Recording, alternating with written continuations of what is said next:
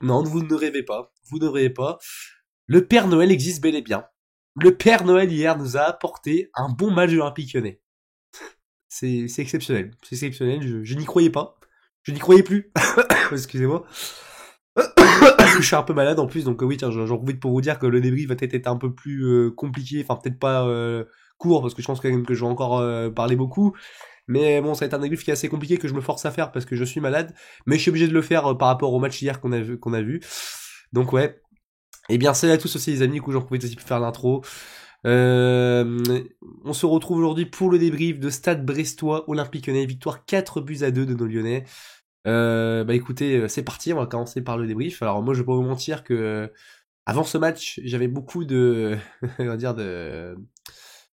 on va pas dire de peur, mais j'étais pas très hype par le retour de l'Olympique Lyonnais. Je vous avoue que bon, après avoir vécu les Coupes du Monde et quand je sais dans quel état était l'Olympique Lyonnais ces derniers temps, on va pas se mentir, enfin avant la trêve, on va pas se mentir qu'on n'avait pas tous les signaux, on va dire requis pour être hype ou pour être serein. Bah écoutez, bon, ça veut rien dire encore une fois cette victoire, mais ça fait quand même du bien de finir l'année, on va dire, sur une bonne note. Faut le dire, sur une bonne note au moins. Dernier match de l'année, l'Olympique Lyonnais a fait un bon match, peut-être même son meilleur match de l'année, c'est peut-être possible aussi. Hein. Voilà, il y a eu Lyon-Nice quand on avait gagné 2-0, je me rappelle, voilà, la saison dernière avec Buzz. Et sinon, bah c'est tout, j'en vois pas beaucoup de très très bons matchs, donc ouais. Donc écoutez, on commence par les compos. Donc alors Lolo White qui nous a proposé du coup un espèce de 4-3-3 ou alors un 4-2, un 3, t'appelles ça comme tu veux, enfin bref. Avec un milieu offensif quoi. Un milieu à 3 avec un milieu offensif. Donc avec Lopez au cage. Alors faut savoir que aussi dans cette composition qui était assez aussi étrange, assez bizarre, on va dire, dans le sens où j'ai perdu, excusez-moi un truc. Voilà, dans le sens où on n'avait pas Malo Gusto qui s'est blessé malheureusement lors des matchs amicaux, ainsi que Tagliafico qui est champion du monde, qui du coup ouais, j'en ai pas parlé pendant mon débrief d'Argentine-France. Mais c'est vrai que bah, le seul point positif à cette victoire de l'Argentine, c'était cette victoire de Tagliafico à la Coupe du Monde, quand même pour lui. Pour nous aussi, c'est bien pour un peu d'image. Même si bon, j'espère quand même pas qu'il va la présenter au Parc OL, parce que je vais pas te mentir, pour lui, il vaut mieux pour lui, même pour tout le monde qu'il le fasse pas, parce que bon, ça risque de créer certaines tensions. Mais bref, félicitations quand même à lui. Et sinon, oui, comme je disais, donc Gusto qui s'est blessé, donc malheureusement ça va être compliqué. Et d'ailleurs, on parle aussi d'en parlant de Gusto, il me semble qu'il y a des offres où il pourrait partir. Enfin bref, ça c'est un autre débat, mais bon, voilà, on en reparlera plus tard si jamais ça s'avère vrai. Mais du coup là on avait une composition assez remaniée. Il y avait aussi Enrique aussi qui s'est blessé aussi, donc on a joué avec un latéral gauche. Enfin, voilà, j'en parle tout de suite hein, dans cette défense. Damien Da Silva latéral gauche. Je vais pas vous mentir, quand j'ai vu ça, je me suis dit, en plus j'ai vu Toko sur l'aile gauche aussi, je me suis dit bon bah voilà, c'est l'enfer, c'est l'enfer comment c'est que ce couloir gauche. Mais finalement ça s'est plutôt bien passé, il a fait un match assez honorable, Damien Da Silva, un match assez sérieux. J'ai beaucoup aimé son match. Enfin, j'ai beaucoup aimé son match. On va dire, j'ai été surpris, quoi. J'ai été surpris, quoi. Je m'attendais rarement à pire, et en fait, bah, finalement, ça a été assez bon, donc félicitations à lui. La défense centrale, c'était Diomandé, Loukeba. Alors, Loukeba, j'ai beaucoup aimé, Diomandé un peu moins. Enfin, c'était un peu plus compliqué, Diomandé. Et à droite, on avait du coup le latéral droit qu'on a acheté, il me semble, cet été, Koupendi, c'est ça, oui, mais c'est ça, de toute façon, c'est écrit. Koupendi, qu'on a acheté du coup au Havre, alors qui a 17 ans seulement, un jeune latéral droit, un très grand espoir d'ailleurs au niveau des latéraux droits pour plus tard pour l'équipe de France. Et globalement, bah, je trouve qu'il m'a assez impressionné, j'ai vraiment été satisfait de son match. Match très sérieux de sa part, parce que pour un gamin de 17 ans, je trouve ça exceptionnel. Hein. Pour un 2005, bah écoutez, chapeau l'artiste, franchement. Bon, on va pas s'enflammer, hein, ça veut absolument rien dire, il peut très bien, après, il est encore jeune, il peut se passer encore beaucoup de choses.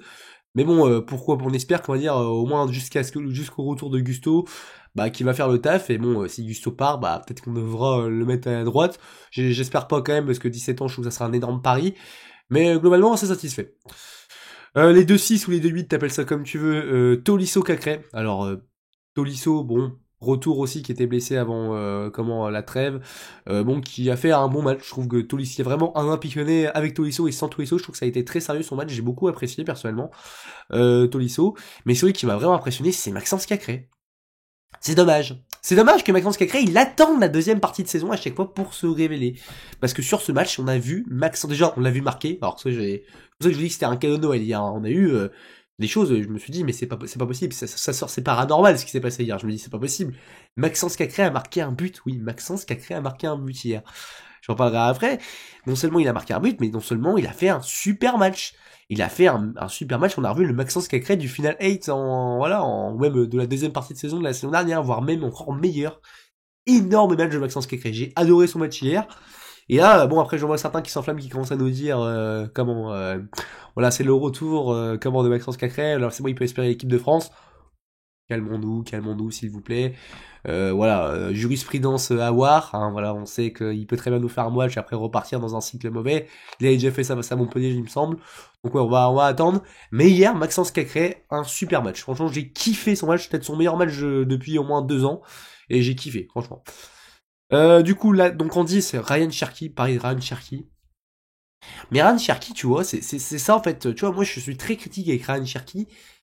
Et moi je me dis, mais Ryan Cherki, quand il joue simple, quand il fait pas ses grilles, quand il ne tripote pas le ballon, quand il joue un peu avec son intelligence de jeu, un peu, avec un peu une certaine maturité, Ryan Cherki, c'est un super joueur de foot. C'est un super joueur de football. C'est un joueur que j'adore. On a vu un peu hier du Fekir en Cherki. J'ai un peu vu ça hier. Je sais pas vous, mais moi, j'ai un peu vu du Fekir en Cherki, hier.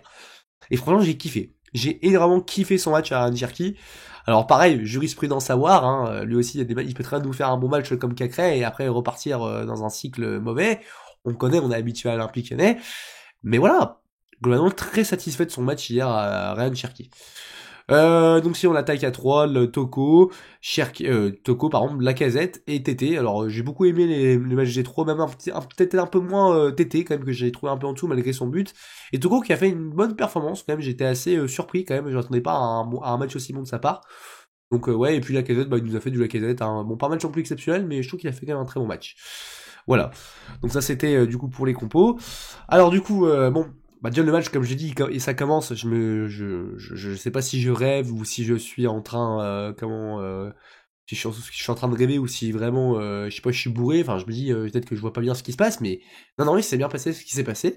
L'Olympique Lyonnais jouait bien au football. Mon Dieu, je te jure, mais j'ai pris du plaisir à regarder l'Olympique Lyonnais et globalement sur tout le match, à part en deuxième mi-temps, ça a été plus compliqué. J'ai pris du plaisir à regarder l'Olympique Lyonnais jouer. Et franchement, bordel de merde. Qu'est-ce que ça fait du bien. Déjà, les 20 premières minutes, on a super bien joué. Franchement, voilà, les Brestois n'ont eu quasiment aucune occasion en première période, surtout, à part leur but. Ce premier but d'ailleurs de Maxence Cacré, avec cette passée de Lacazette, hein, très intelligent, Alexandre Lacazette qui fait la passe. Cacré est bien placé, alors oui, il marque à une certaine façon un tapin, mais je m'en fous.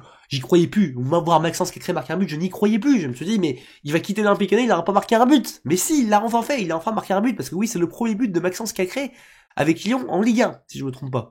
Ou même tout court, je sais pas, mais Maxence Cacré a marqué un but. C'est exceptionnel. Franchement, je l'ai adoré. Mais après ça, tu vois, bon, malgré que forcément, je suis heureux, je suis quand même content, mais je me dis toujours, on connaît l'Olympique Lyonnais, c'est globalement ce qui s'est passé. On s'est arrêté de jouer. On s'est arrêté de jouer comme d'habitude. Mais en plus, c'était prévisible, parce que je me suis dit, bon, les gars, faut pas non plus être con, ça nous est déjà arrivé cette saison de bien commencer les matchs et après d'arrêter de jouer dès qu'on marquait le premier but, c'est ce qui se passe. On s'arrête de jouer. Et après, on va se taper, les Brestois se montrent beaucoup plus dangereux, plus, on va dire, dangereux dans la cage. J'ai l'impression même que c'est une autre équipe qui joue. Tu te dis, mais c'est pas normal, ils vont encore continuer, malgré cette trêve, comment les Lyonnais ne changent pas, on va dire, n'ont pas changé, on va dire, mentalement. Voilà, le White n'a pas travaillé ça. Bah écoutez, après, il se passe ce qui se passe, hein. Égalisation de Brest, hein, sur un coup franc d'ailleurs, coup franc d'ailleurs assez chanceux, hein, voilà, des Brestois. Coup franc qui est tiré, je sais plus c'est qui marque, je crois que c'est Mounier, un truc comme ça, ou je sais plus, ou non, Lag, ou je sais plus quoi, enfin je sais plus c'est quoi, je sais plus c'est quoi son nom, excusez-moi, je mets du nom du Brestois, qui marque son coup franc, c'est dévié dans le mur par Toko Ekambi, il me semble. Lopez est pris à contre-pied, même si je trouve quand même que sur le but, même sur les deux buts, globalement, Lopez aurait pu faire mieux, hein. Lopez, j'étais assez déçu de sa performance hier. Donc ouais, égalisation, et là tu te dis, bon bah, voilà, hein, on va revivre encore un match similaire, tu te dis, bon bah voilà, ça va être encore compliqué, ça va pas changer, je retombe en dépression, après avoir vécu un très bon mois avec l'équipe de France, je vais retomber en dépression avec ce club, mais il se passe un chose que je dis que c'est vraiment un miracle, enfin c'est un miracle, ça sort de l'ordinaire ce qu'on a vu hier, c'est paranormal. On marque un but quelques minutes après, un but de Cherki sur une passe D de Cacré, hein, Cherki, je te dis, c'est un but d'ailleurs un petit peu vraiment à la Fekir, hein, vraiment, alors je sais plus exactement comment détailler l'action, mais bon voilà, c'est un peu un but à la Fekir, on va dire. Voilà, Cherki qui est intelligent, qui frappe, qui se pose pas de questions. Pareil, voir Ryan Cherki marquer, c'est globalement, parce que Ryan Cherki, je sais que c'est dans la finition qu'il a beaucoup de problèmes parfois, bah là il a été à l'essentiel, il marque 2-1, tu te dis c'est énorme. Et on enchaîne, là, on se réveille, là, après avoir marqué ce but. En fait, dès qu'on a encaissé cette égalisation, on s'est réveillé. Et surtout, bah après on a marqué un but, alors un but, comment il me semble après un troisième but sur penalty de Lacazette, un but d'ailleurs sur penalty, alors oui penalty pour Lyon ça fait beaucoup rire, ça voilà etc. Mais bon un penalty pour moi qui est incontestable sur une frappe de Cacré qui voilà est contrée par la main d'un défenseur brestois, je sais plus à la 35e, donc 3 minutes plus tard, on marque son penalty, 3 buts à 1 pour pour l'Olympique Lyonnais. On déroule l'enjeu, après on maîtrise.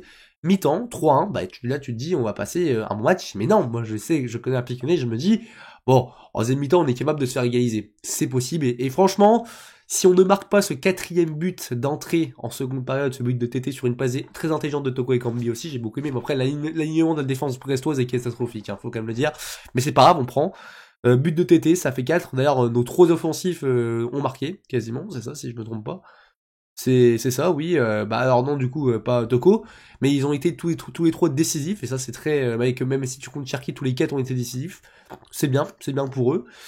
Là, on marque ce quatrième but, tu te dis, bon, normalement, là, normalement, je sais que l'Olympique Lyonnais est capable du pire comme du meilleur, mais je me dis, normalement, là, il y a plus de, normalement, il devrait plus avoir de problème.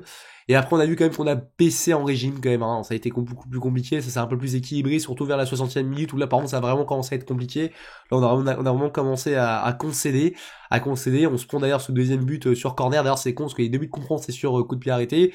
Et comme je le disais, sur ce but sur corner, alors je sais plus qui est au marquage, par contre, ce que je sais, c'est que la tête du Brestois, c'est Mounier, je crois qu'il marque. Pareil, Lopez, je le trouve un peu court, je pense qu'il peut mieux faire de par son placement. Après, il y a aussi sa taille aussi qui joue aussi. Lopez, c'est un petit gardien, c'est pas un très grand gardien de but. Donc il peut pas faire, bon, on va dire mieux, mais c'est un peu dommage. Donc ouais.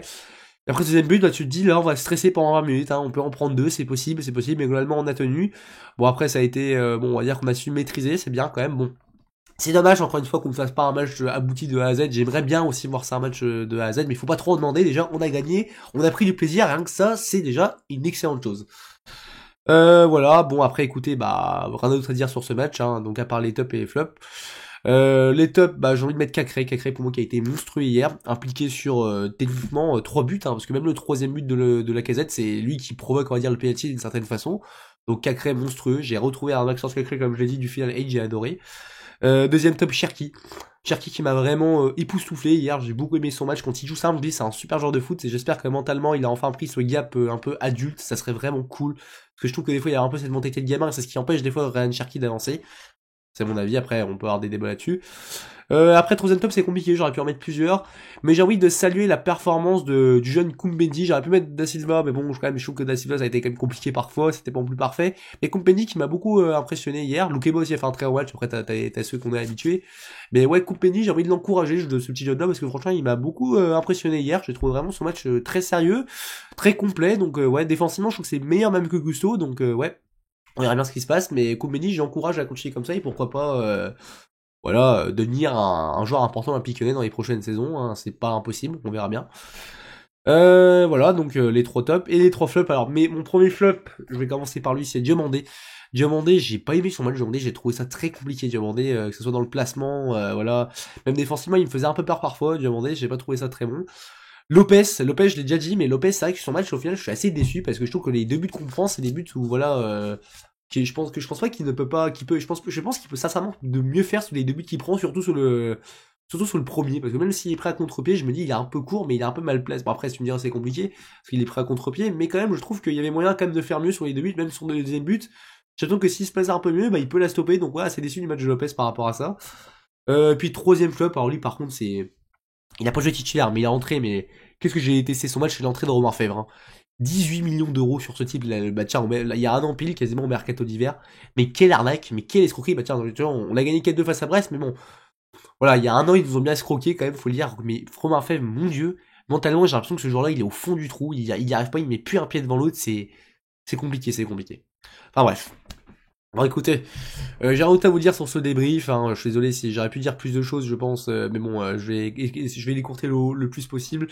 Déjà je suis content, comme je le dis, je suis très satisfait pour ce dernier match de cette année 2022, qui aurait été compliqué pour Lyon, on va pas se mentir, mais qui aurait été bon par exemple bonne pour l'équipe de France, peut-être c'est enfin bonne, si tu retires la coupe, ouais si tu comptes que la Coupe du Monde oui, mais c'est vrai que au niveau du football, voilà, 2022 ça aurait été une année très compliquée pour l'Olympique Lyonnais, peut-être même la pire année depuis au moins une bonne dizaine d'années. Et bon, écoutez, c'est comme ça arrive, hein, tout club passe par des périodes difficiles, en espérant que, voilà, on va remonter la pente dès l'année prochaine. Bref, j'en parlerai sûrement, voilà, lors du débrief de OL Clermont, ce que j'attends, voilà, lors de cette année 2023 pour l'Olympique Lyonnais. Je ferai un petit message. Juste, je vous donne un petit message pour déjà pour vous dire, bon, premièrement, de ne pas hésiter à laisser un commentaire, donner votre avis en commentaire, tant que c'est dans le respect. Moi, j'accepte les avis de tout le monde tant que c'est dans le respect, qu'il n'y a pas de, voilà, d'insultes ni rien. Bon, je suis là pour débattre sur YouTube, donc n'hésitez pas vraiment à donner votre avis. Voilà. C'est important pour moi, j'aime bien, j'aime beaucoup avoir les avis des gens. N'hésitez pas aussi que ça soit donné à votre avis, que ça soit en pouce bleu ou en pouce rouge. Et puis voilà par rapport à ça, et surtout bah, je vous souhaite du coup, bon, comme c'est la dernière vidéo de l'année 2022, voilà, de passer des bonnes fêtes, hein. Bon, là, j'espère que vous avez passé d'ailleurs des bonnes fêtes de Noël, enfin un bon Noël. Pour ceux qui ne fêtent pas Noël, bon bah bon, voilà, c'est différent. Bref, j'espère que vous avez passé aussi des bonnes fêtes, hein. Faites attention aussi pour le réveillon, hein, ne pas trop boire, etc. Enfin bref, vous connaissez les messages habituels, hein, voilà, on est habitué, mais c'est toujours bon de le rappeler. Voilà, c'est tout ce que j'avais à vous dire. Du coup, on se retrouvera pour le débrief de OL Clermont dimanche, normalement, c'est ça. Et puis à part ça, bah écoutez, j'ai rien d'autre à vous dire, à part allez l'OL. Et puis voilà, à la prochaine pour une nouvelle vidéo. À plus les amis.